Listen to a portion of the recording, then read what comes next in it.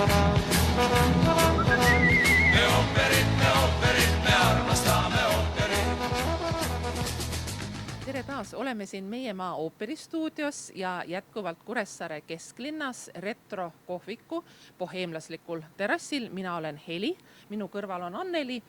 Sa käisid eile õhtul vaatamas Rigolettot. Ütle, mis tundega sa läbi südaöise Kuressaare kodupoole kõndisid? Tunne oli väga hea, sellepärast, et ooperipäevad läksid lõpuks käima. Et oli esimene etendus, mida kõik oli kaua oodanud, et itaallased Milanost on tulnud meile siis ooperikunsti tooma. Ooper pakub väga palju üllatusi. Eile näiteks oli 2 vaheaja asemel 3. Seal oli mingisugune tehniline apsakas, mis päris täpselt ei saanudki aru, mis juhtus, aga rahvas kõik nautis. Meeleolu sai rohkem käia seal kohvikus, nautida tuttavatega kohtumist ja ühesõnaga selline sume, külmast ilmast hoolimata, ütleks väga meeldiv meeleolu oli. Ja meie läheme siit edasi oma külalistega. Me ooperit, me armastame ooperit. Me ooperit, me armastame ooperit. Meiemaa ooperistuudio tänane esimene külaline on ettevõtja ja kunstikoguja Enn Kunila. Kas võib öelda, et teie jaoks algasid Saaremaa ooperipäevad sel aastal juba mõned nädalad tagasi? Jah, mõtetes algasid nad oluliselt varem, aga reaalselt algasid nad 1. juulil, kui avati siis meie kunstikogu näitus Värvide sümfoonia Kuressaare linnuses. Miks selline pealkiri? Mu meelest see on ilus pealkiri, Värvide sümfoonia. Kus see mõte tuli? Minule ka meeldib väga see pealkiri. Selle pakkus välja näituse kuraator Eero Epner ja nii-öelda läks kohe korda ja kohe teppesse. Ja no eks ta tuleb ikkagi Eesti kunstist. Tolle aja kunst oli keskendunud värvile ja kui lisada siia ka veel muusika, mis kõlab ooperipäevadel, siis kõik kokku kõlab minu arust ka väga hästi. Kas värvidel on teie elus üldse tähtis koht? No ma arvan, et väga oluline koht. Et nägemine on ju inimese üks meeli ja kui see meel ei ole rahuldatud, siis ei ole hästi ja kui on, siis on hästi ja kui ta on läbi selliste värvide rahuldatud, siis on väga hästi. Kuidas nüüd ooper ja need värvid omavahel nagu teie jaoks, teie mõtetes segunevad ja sõlmuvad? No ka ooperit kuulates ja vaadates võid mõelda värvidele. Üldse muusikat kuulates võib paljuski mõelda ka värvidele. Ja ma arvan, et üks ikka täiendab teist. Et värv ei kao inimese elust hetkekski, et ta näeb tegelikult ka värvilisi unenägusid. Kui pikk või raske või konarlik on olnud teie tee ooperi juurde? No minul on nii-öelda sillutatud tee, et kõigepealt ärgitus lapsepõlvest ja nüüd viimased aastad siis kõik käib maestro Arne Mikku targal juhtimisel ja me oleme jõudnud selle kooliga päris kaugele, et oleme käinud vaatamas väga paljudes kohtades, paljudel erinevatel lavadel, erinevaid etendusi ja see on olnud minu jaoks tõeline ooperikool. Kui palju endal laulu häält on, et kas vaatate neid oopereid nagu tõeline professionaal või rohkem asjaarmastaja? Minuga on kuidagi nii läinud, et element on astunud kõrva peale, käe peale ja vahel näljaga pooleks mõtlen, et hea, et ellu jättis. Aga huvi ei ole kuskile kadunud ja huvi püsib ja areneb. Tahtsingi just küsida, aga ütlesite ise ära, et ka käe peale, nii et maalimisega ise ka ei tegele? Veidi, et ma korraldan Hiiumaal aastaid juba maalilaagreid ja siis natukene tuleb ise ka kätt proovida. Kuidas on läinud? Need, kes neid tööd näinud ei ole midagi kaotanud. Nii et Kuressaare lossis mõne aasta pärast teie isiknäitust nagu ei tule kindlasti? Ei tule, mitte kunagi. Aga Saaremaa ooperipäevade juurde tagasi tulles, et kuidas on nende aastate jooksul, ütleme see tunne ja meeleolu ja siin Saaremaal viibides olnud ooperipäevadel? no siia tahaks alati tulla tagasi ja see käibki tegelikult siin nii, et järgmiseks aastaks broneerid hotellis näiteks kohad juba nüüd. Ja eelmine aasta üritasime siis broneerida sellel päeval, kui me tulime ja jäime ikkagi soovitud tubadest juba ilma. Nii et see näitab, kui suur huvi ikkagi Saaremaa ooperipäevade vastu on. Ja jah, tulebki sellele mõelda varakult ja tegutseda. Mida ütlete nendele inimestele, kes on sellisel arvamusel, et see ooper on üks vananenud nähtus, lauldakse ebaloomuliku häälega ja see on lihtsalt niisugune prestiiži küsimus, et lähen sinna ooperisse? No mina küll nii ei arva, et pigem on see ikkagi kasvatuse küsimus. See on see, mida sa lapsepõlvest oled saanud või ei ole saanud. Kui sa seda vähemalgi määral oled huvi muusika ja võib-olla ka ooperi vastu saanud, ega see ei kao kuskile. See tegelikult hiljem võimendub ja minuga on täpselt nii läinud. Ja lõpetuseks tahtsin küsida, et millised on olnud teie elu kõige suuremad ooperielamused? No, neid on olnud palju ja tegelikult oleme käinud vaatamas heades ooperimajades väärt etendusi ja nad on kõik elamused. Aga meist on saanud Arne Mikuga eesotsas ja meie pere tema järgi on saanud Ain Angeri talendi austajad ja me oleme siis Ain Angerit käinud kuulamas väga mitmetel kohtadel ja võib-olla kui ühte meenutada, siis lendab hollandlase etendus Milano La Scalas, mis jättis kustumatu mulje ja kahtlemata ka palju teisi. Aitäh praegu selle jutu eest ja nüüd me läheme siit edasi Kuressaare linnusesse, kus vaatame konkreetselt neid pilte, mille kohta saab öelda värvide sümfoonia. Lähme. Me ooperit ja ooperit, me armastame ooperit. Me ooperit, me armastame ooperit. Ja nüüd oleme jõudnud siia Kuressaare linnuse keldrisaali ja te ütlesite, et see koht, kus me seisame praegu, oleks päris hea, sest siin selja taga on 2 maali, mis iseloomustavad selleaastaseid Saaremaa ooperipäevi. Räägime nendest maalidest natuke lähemalt. No, üks nendest on siis Saaremaa etüüd Konrad Mägi maal aastast 1913-1914 ja siin kõrval on teine Konrad maal Veneetsia, mis on siis aastast 1922-23. Kuidas need teie kätte on sattunud? No, kui on huvi soetada kunsti, siis ikkagi leiad tee selleni ja tavaliselt käib see 2 viisil, et kas osta kellegi käest kätte või siis oksjonitelt ja mina olen maale soetanud mõlemal viisil. Kui rääkida nendest 2 maalist, siis need on mõlemad ostetud oksjonilt. Kuidas on oksjonil ostmine? Kas see on niisugune emotsionaalne ja ütleme värvid ja kõik niisugune mõjutab või tuleb seal mingi rahaline hasart hoopis? No kunstiga tegelemine üleüldse on emotsionaalne tegevus ja osalemine oksjonil on samamoodi väga emotsionaalne. Seal kohati kired tõusevad lakke. Aga nende töödega, 2 töödega, nagu ma mäletan, läks rahulikult. Aga vahel võib minna väga kirglikus, jah. Aga kuidas on teil nagu põhimõte, et osta seda maali, mis tundub, et on hingelähedane või see võib tulevikus hästi maksma hakata, et investeering? Ei.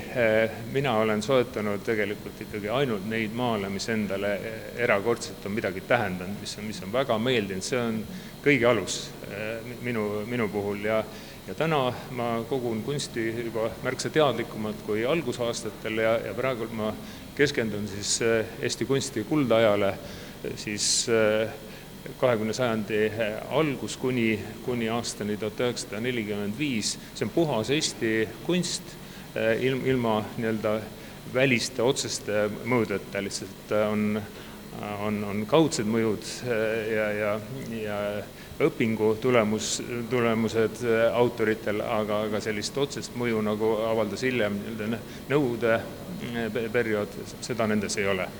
Ja nüüd oli teie soov, et me peatuks veel korraks ühe maali juures, mis on selle näituse nagu tunnuslause jutumärkides. Tunnustöö, jah. Tunnustöö. Miks just see töö? No esiteks sellepärast, et see näitus toimub ju Saaremaal, siin Kuressaare linnuses ja Erik Aamer on Saaremaa kõige tuntum kunstnik ja see ongi nagu kummardus Saaremaale ja kummardus ka Erik Aamerile, kes on Eesti kunstis mänginud väga olulist rolli just oma esimesel loomeperioodil. Teine loomeperioodi oli tal juba Rootsis ja seal ta viljeles hoopis teistsugust kunsti. Millest see töö räägib? See töö on selle aiend on väga, väga emotsionaalne. Selle töö nimi on Vaika maastik ja Vaika saared on Eesti kõige läänepoolsemad saared ja saared, kus siis Erik Aamer sõja eest põgenes 1944. aastal paadiga. Ja see töö, see värviküllane töö, see ongi lõpetatud Rootsis ja see on siis kaunis tagasivaade kodumaale. Ja samuti nagu see eelnev Konrad Mäegi töö iseloomustab ka seda näituse pealkirja Värvide sümfoonia. See on tõeline värvide sümfoonia ja mul oleks hea meel, kui kõik eestlased mõtleks nii, et meie kodumaa näebki selline välja. Ja nüüd meie läheme siit tagasi ooperistuudiosse. Me ooperit, me armastame ooperit. Me ooperit, me armastame ooperit. Ja nüüd oleme meie maa ooperistuudios kõigi meie vaatajate ja ka kunstikogu ja N-Kunila rõõmuks. Stuudios on palunud ooperi laulja Ain Angeri. Meie Saaremaa oma kihelkonna, kas võib poiss öelda? Ma ei tea, ikka võib öelda poiss. No, ema jaoks oled sa vist endiselt poisike? Ma arvan küll, jah. Et ütle, kuidas on sinul suhe kunstiga? No eks see muusika ja laulmine ja kõik ole kunst ja nüüd ütleme kujutav kunst ja maalikunst. Võib-olla kui mul oleks annet antud, võib-olla oleks ka pintsli kätte võtnud, aga see ei tule nii hästi välja. Sellepärast oleme rohkem laulmise peale jäänud. Aga sellist, nüüd alles eelmine nädal käisin New Yorgis pooled kunstigaleriid läbi ja vaadata ja panevad tõelised šedöövrid, mis seal on kokku korjatud. Et just nimelt vabal ajal väga tihti käin just nimelt ka muuseumites. Saaremaa on sinu kodupaik. Just. Palun ütle, kas see Saaremaa ooperipäevad aeg on sinu jaoks nagu puhkus või töö? Ma arvan, et see on nagu mõlemat. Et kuna siin on, ütleme, korraldajate poole pealt on väga palju sõpru ja väga palju just nimelt võimalus laulda Eestis ja tulla oma koju nii-öelda laulma. Et siis puhata ja siduda kõik ühte puntrasse. Et see on selline hea võimalus. Ja ka täna hommikul, eile me jõudsin Saaremaale. Täna hommikul siis ärkasin üle, tegin väikse jooksutiiru, jooksin Kielkonnalt Papisaardel tagasi. Nüüd siin Kuressaares, et ta on iga aasta on olnud väga aktiivne puhkus ka samal ajal. Kas ema jaoks tähendab see seda, et nüüd poeg tuleb koju, et niida muru, püga hekki, et poeg saab teha kõik need tööd, mis on 2 aastat või aasta oodanud, või on see ikkagi nagu selline puhkus, et las ta magab, pannkoogid on laua peal? Ja mina arvan, see on ühte kui teist, et sugust sundust ikka ei ole. Loomulikult mulle meeldib väga palju ikkagi ka kätt nagu mulda panna ja midagi teha kindlasti. Ja üks loomulikult see hoolitsus kah on, aga ta on selline väga mõnus puhkus kõigi meie jaoks ja loomulikult kodu ja isa-ema on see, miks jälle siia tulla kindlasti igal suvel. See on üks vähestest võimalustest. Mina leian küll seda, et Eesti on üks parim koht puhkamise jaoks ja kui vaadata seda kas või Viinis. Viinis oli üle 35 kraadi sooja, liiga palav. New Yorgis oli väga kuum. Siin sajab natuke vihma, natuke on pilvina, mis siis ikka on. Et kõik on ju väga hea, et ei pea kuskile mujale minna. Minu jaoks on küll suvi Eestis kõige parem. kas sa tajud seda, kui väga tegelikult inimesed ootavad sinu esinemist just Saaremaal? Kui see ongi raske, siis ma pean väga pingutama, et nüüd mitte väga lõdvaks lasta ja nendes tingimustes siin andma ikka väga hea tulemuse, sellepärast et tavaliselt just siin käib see väga ruttu üks proov ja kui tuleb välja, siis tuleb, konarusi lihvitakse siis veel kontserdil. Et ega ta on väga kontsentreeritud selline töö tegemise vorm siin. Ja loomulikult seda taju, et oodatakse ja vastutus igal juhul on väga suur, sellepärast ma arvan, et see on üks raskemaid publikuid maailmas. Rigoletto etendusel juhtus üks väike tehniline apsakas, kus lava valgus, mis see siis on, mis seal üleval hoiab neid? See on üks valgussild. Valgussild ühest otsast vajus alla ja selle peale tehti kohe eile 30-minutiline vaheaeg. Kas sellised apsakaid tuleb ooperimaailmas ette? No see üks valgussild on väga raske ja kui selline asi tõepoolest tehniliselt alla kukub või pähe kukub, siis võib see väga kurvalt lõppeda. Ja ma leian, et see on absoluutselt niimoodi, peabki ainult tegema ja käituma ja teistmoodi ei saa. Apsakad juhtub ikka. Apsakud ja nad üsna tihti on nagu põnevad. Et tavaliselt näiteks Rigolettot tunneb maailmas igaüks ja see lavastus on teada, aga kui sellele etendusele midagi veel lisaks juhtub, siis see publik saab veel mingi tõelise. Üks on mängitud, teine juhtub reaalselt. Ja siis hakkavad hoopis midagi muud. Ma arvan, et see annab sellist vürtsi juurde. Seda juhtub ikka. Just. Mul on nüüd, kui nüüd kallid vaatajad lubavad, üks isiklik mälestus ka 4-5 aastat tagasi, kui ma veel nii suur ooperifänn ei olnud, läksime õega õhtusele kontserdile. Mõtlesime, kes sinna ikka tuleb. Solistiks oli keegi Ain Anger. Nii. Läksime kohale, välja müüdud. Siis Aivar Mäe leidis meile 2 tooli kuskil tagumises reas ja ma sain suurepärase elamuse. Kuidas sulle tundub, et mismoodi publikut kasvatada? Kuidas publik leiab üles need suured nimed ja ka tegelikult algavad staarid, kes alles oma karjääri alguses on? Ja? Mina arvan, selle kasvatamine on, esiteks tuleb pakkuda lihtsust ja kvaliteeti. Et selles lihtsus igaüks saab aru, kui sa lihtsalt laulad ja pakud südamesse nii-öelda. Ooperikunst võib olla või laulmine võib olla selline kunstlaulmine. See ei ole kunagi minu eesmärk olnud ja ma olen üritanud ikkagi laulda nii-öelda võimalikult naturaalse häälega. Ja see toimib. Aga väga paljus just, et ma olen jõudnud selle naturaalsele laulmisega tõesti kaugele ja see maksab kogu maailmas. Sinu karjäär on olnud, kas nii võib öelda, õnnelike juhuste jada. Ma loodan, et see kõik veel jätkub, sest bassilauljana on sul ju kõik veel ees. Ja ma arvan, et hakkab see õige aeg laulmiseks. Ja. Nüüd hakkavad inimesed mind tõsiselt võtma. Et kui vaatab meid praegu mõni noor laulja, kes mõtleb, et oi, tahaks olla Ain Anger, mis ta selleks tegema peab? Mina arvan, et see noor laulja ei tohi mitte mingil juhul olla Ain Anger, ta peab olema ükskõik, mis ta siis nimiga on, olgu ta Kalle või olgu ta Malle. Ja ta peab sellest Kallest ja Mallest ise kasvatama enda persooni. Mina leian seda, et tiitel näiteks mantlipäri ja mantlikandja on täiesti vale. Sellepärast, et sa pead leidma just nimelt iseennast. Kui sa kedagi matkid järgi teed, see on absoluutselt vale tee.